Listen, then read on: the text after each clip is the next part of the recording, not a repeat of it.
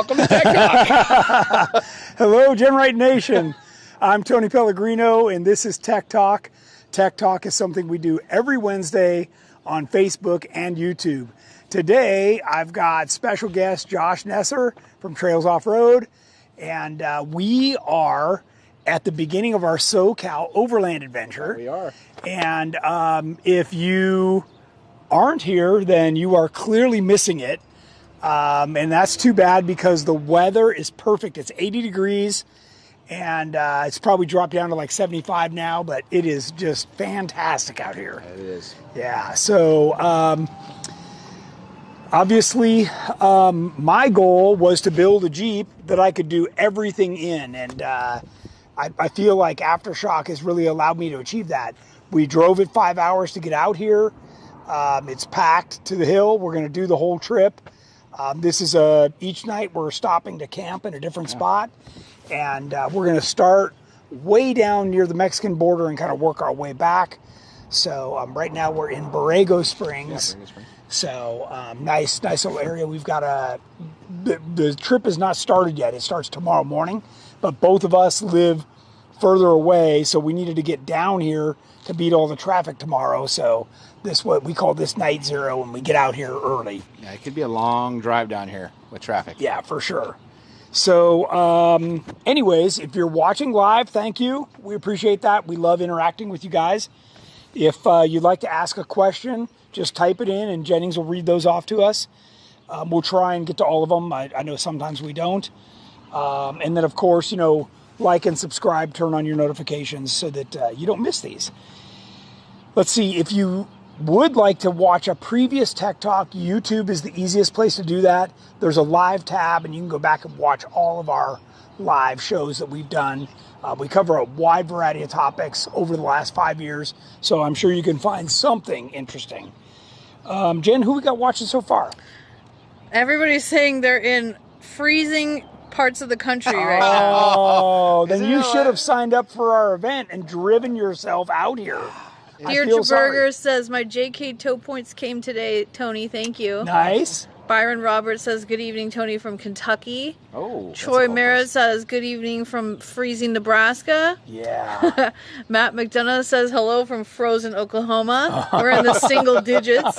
Rick Turner says, ice and snow here in Arkansas. Must be nice to be in short sleeves. I should have my shorts on. Two Feather Channel says, it is freezing in Louisiana. Randy Hemmy's watching. Stephen Draper says, hi from Georgia. Jerry DeRimple says hello from packing for overlanding. That's right. He's joining us tomorrow morning. Clay Childress says, hey guys. Nice. Let's see. Amy Cleveland is watching. Davin Glass says good afternoon. Patrick Vaughn, Ari's watching. Nice. Clay Childress, Sean Johnson, Keith Lyon. All kinds of people. All right, awesome. Cold in thanks, Texas, everybody. too. Yeah, well, I hate to bum you guys out. We're going to be cold tonight, too. It's supposed to get down to like 60. Yeah. So it's going to be real cold. cold. Might have to put on a sweatshirt. We might. Well, we tell you guys we put on these trips, lead these trips, a few times a year. Next weekend I've got TDS back down in this area. So, and I'm going to be taking people around. You guys really need to make a point to join us for these things. You've heard me say it before. I don't do anything that sucks. We're always having fun. Josh and I spotted all kinds of trails, even on the way here, that we were like, oh man, we got to come back and do that and that and that. So, we're always looking to do fun stuff. So, let's see. Today's show, obviously, we can talk about overlanding. We've got both of our Jeeps packed. I think mine's a little more packed than yours. I use my tire carrier to put additional stuff on. And I think one thing we should talk about, Tony, is just a week ago, me and you were racing across the desert in Johnson Valley. Yeah. And not on the easy trails, by the way. right. And here we are, less than a week later, hitting the trails in Anza Borrego doing an overland trip. That's right. Driving the same Jeep that we were just mocking across the whoop-de-doos, and now loaded up and drove on the highway for hours. And really, it's capable of doing it all. So it's great to have that vehicle for sure. Let's see. We want to talk about next trips too, you know, TDS and beyond. But the other thing I wanted to talk about was trail etiquette. Oh, yes. So, do we have any questions so far? No, it's just our only warm clients are in California. Of course. Sunny Santa Cruz and NorCal, not freezing. Clay, guys, all the people back east, TDS is next week. Yes. And you could be out here. I guarantee TDS is always amazing weather It'll out be here. It's warm. always like 80. And it's kind of like KOH. There's people everywhere. It's packed. There's vendors. There's all kinds of stuff. I'm going to lead, you know, some of my, whoever comes to wheel with me, I'll lead you guys on trails. I'll have Terremoto out here for that. And that's like a Friday, Saturday thing. And then we come back home on Sunday. So if you're thinking about coming out, get on out. And it's a lot of fun. Well, I'll take you up to the phone booth and some of the other, you know, attractions that are out here. Swing set, Yeah. the flag, the tetherball, Basketball, yeah. basketball. There's all kinds of stuff. Yeah, don't so. miss the basketball hoop. You'll understand And, why if you ever go there. Even that little arch you can drive under and stuff. Oh yeah, so- yeah. That's not. It's Coral Arch. Is that what it is? Yeah, there's two coral arches. Josh knows all the names. Yeah, Yeah. yeah. And one of them's really tight. So, what's that? Deirdre Berger says, I recommend Carly's or Red Ocotillo to eat in town. Oh yes. Red Ocotillo is, I think, where we got That's the the killer one. burgers. Okay. Yeah, All right. yeah. Carly's is good too. Well, I we're think. going to do that immediately following this. Yes. Bobby Cleveland says, I ordered some new stickers and shirts to support my GenRight off-road elite Nice. suspension Nice. on Rockhound. Very Nice. Mike Stewart asks, how are the new JKU cages coming along? Oh, they're coming along good. I don't know, mine's- Jennings, why don't you answer that? Mine's going in. It's at the shop. It's actually in. It's in, and Yeah. the roof's, the hardtop's back on it. Yeah, the hardtop, we get the prototype aluminum roofs on Friday, so we're going to fit that to her cage. Then it gets yanked, Sweet. sent to powder coat, and back. So, yeah, hers is really close. And when do we get to see the upgrades to the new cages? Yeah, it's really nice. Obviously, if we were at the shop, we would be walking around it right now. But Maybe next week? maybe next week. Maybe next week. Rick Turner says, still not so patiently waiting for that budget TJ. I know. where- Actually, that's something Josh and I have to talk about on this trip when we're going to get started on that. Jennings Jeep needs a stage 1 as well. So we've got plenty of stuff to do. This Jeep needs some fenders. So we're just trying to like get everything done. There's not enough hours. You know? Ginger says, hi, guys. Oh, hey. Hi, Ginger. Mike, so does Tyler Louston. Say hi, Tyler. All That's right. my Frisbee buddy. Nice. More questions, or can I keep talking about going. other stuff? Okay. So one of the things we had down was talking about tire carriers, how they're not just a tire carrier, but they can be used to carry all kinds of stuff. I don't know if you can see that Yeah, I can from see where you're it. at. Yeah. If I walk back here. Yeah. So Coming behind you. I've put in one of our cargo racks into the tire carrier. They come with these little mounts that make it pretty easy to put in. And then I can carry firewood. I can carry the big stuff, like my tent doesn't really fit inside the Jeep. So because it's one of those Gazelle tents that's pretty big. I got my chairs back here and some other stuff. Just very convenient to put stuff back here. Even if it's barbecues, toilets, gas cans, whatever. A lot of the stuff that maybe you don't want to carry inside your Jeep, you know, especially if you, Like gear oil.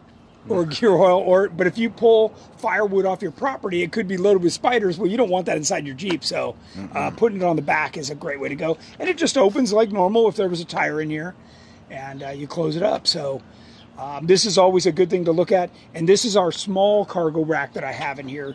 So if you're over on our website, you can check that out. Both things are great. And then the cargo rack comes out and you just put your tire back in, just like Josh is doing. Yeah, mine's in. Can't see it. I can't see it, but it's there. So, all right, this trip is about 200 miles, right? Roughly, yeah. So we're going to lead a small group of friends out here, and we're going to do a bunch of trails, a bunch of hiking, a bunch of sightseeing, right? You know all the great spots. I went 4 years ago, but I forget where everything was. We even went down some narrow little slot canyons and stuff. Yeah, there'll be slot canyons. There's going to be mud caves. So what people don't know is Anza-Borrego has the largest network of mud caves, and it's scarier than it sounds. So like the hills out here are mostly mud, and what happens is, like, you know, we all seen the water run down washes. Well, sometimes they'll find a way through a little crack in the dirt. Well, some of those cracks could be a 1/4 mile long, and it just slowly digs out this hole in the mountain. And when you're going inside, it's literally just a dirt wall, softer. You could touch it and it crumbles. I know you guys went in that one last year, and I was like, oh, man, I don't know about that. Yeah, so it's a lot of excitement. There's slot canyons out here.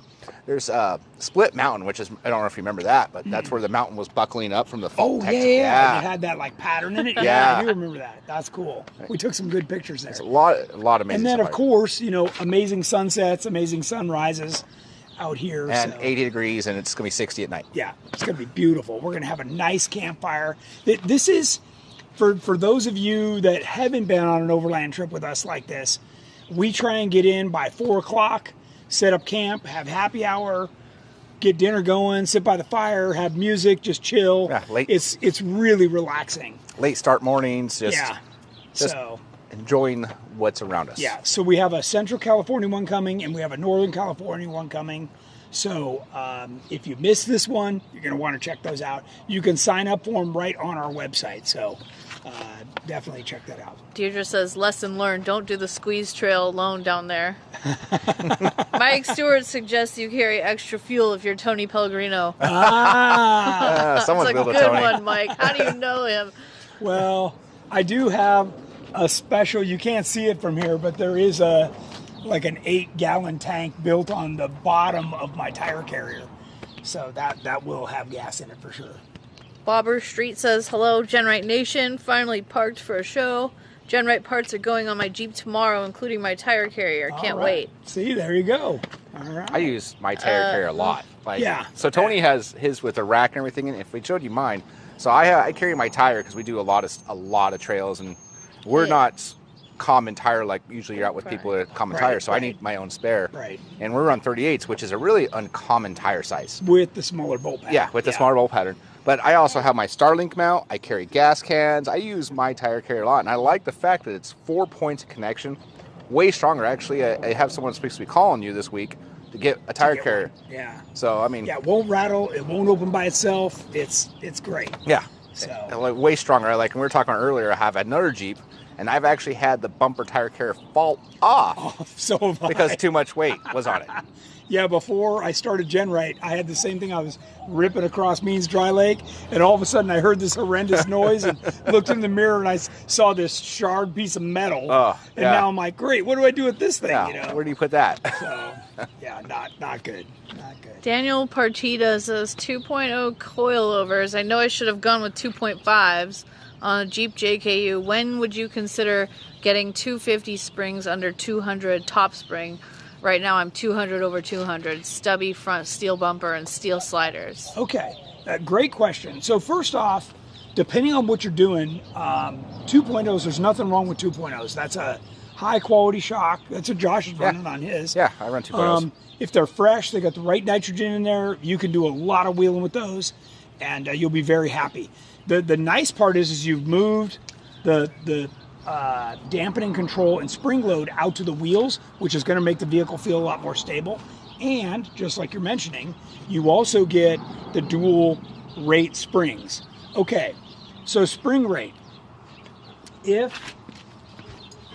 you're unhappy with the ride height, or you have too much preload on the spring, then you want to go up 50 pounds on one of the springs, and that will raise this top collar 1 inch, okay, and keep you at the same ride height.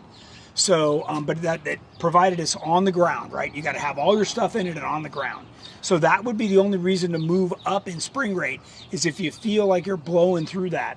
And then you've got to adjust your collars down so that they're in the right spot. So as the vehicle travels, you're getting into that second spring rate, and it'll work a lot better. Okay. Okay. Matt McDonough asked, when are we going to see a Stage 2 Elite on my Jeep?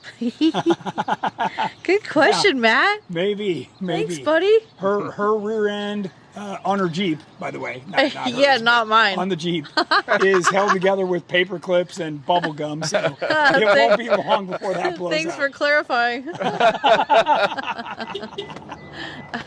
Well, we're relaxed. We're finally out of the office. And Two Feather Channel says now Jennings can bring out her Jeep to the shows for the new cage. Oh, That's right. Yeah. That's right. She's going to start taking that out and wheeling it. So, Sonic Michael is making asked, his debut. yeah. when are you coming back out to the East Coast? Who? I don't have any plans for this year to be back out there. I know the company, GenRight, will have a booth at Smoky Mountain. Don't know if I'll be there, but I'm really trying to focus on getting new products and other projects done at GenRight, including the Budget TJ build, including, more stage 1, 2 builds. So we've just got a lot on our plate this year, and I can't believe we're already midway through February. Yeah, I know. Trust me, I feel the same way. Yeah, and the schedule's just picking up. Like I've got something to do every single week. I think I was telling you, I got like 3 weekends off. Yeah. For For 6 months. Yeah. It's crazy. So Rick Turner asked, what do you do to quiet your coilovers? One complaint I've heard is that they can be very noisy as they operate. yes, It's a great question. I want to That hear is this a too. great question. Okay, so a couple things that you need to keep in mind, especially like the guy on the 2-inch coilovers. First off, the lightweight coil springs do not compress straight. They want to, as you compress them, they want to what do they call that? Slinky, right? Next is you want to get the high quality AGM sliders. Okay, this has a bearing inside that not only slides on the shock body, but it allows the 2 springs to move independently. So as the spring compresses, it kind of corkscrews, right? Mm-hmm. And this is absolutely silent operation, and they're rebuildable. So really, the AGM sliders, we've got them on our website. I think they're a couple $100 a pair. That's not bad. It's not bad, considering what they do. But the factory sliders, man, they're noisy, they're sloppy. Oh, I replaced mine. I went through the plastic. I don't know what that means. Yeah, it's just plastic, like glass-filled nylon. Yeah. I went through those really fast, and then I put the aluminums on, man. Holy smokes. Noisy. Slap. Yeah. All you hear when you go down the trail. Yeah. So, great question, though. Yeah. And those are on our website, available now. Yep. And Stephen Draper asked, do you make any adjustments to your spring rate depending on what you're doing? Like, do you run it different when you're weighed down for an overland trip versus wheeling with the top off in Sand Hollow? I do. So what I do is I do not adjust this top preload nut. What I do is I roll the secondary nuts down so they're touching the bottom spring. So I'm immediately into the heavier spring rate. And that really